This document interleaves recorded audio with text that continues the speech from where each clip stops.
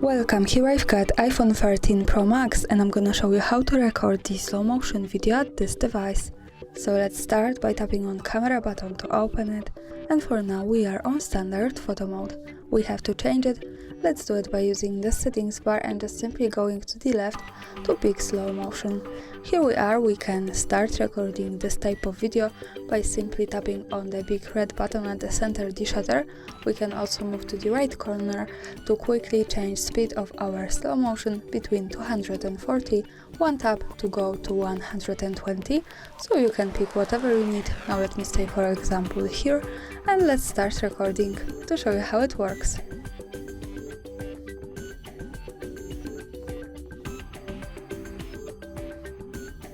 Now let's stop by tapping again on the shutter button to see the video. Let's move to the left one that follows us straight to the gallery.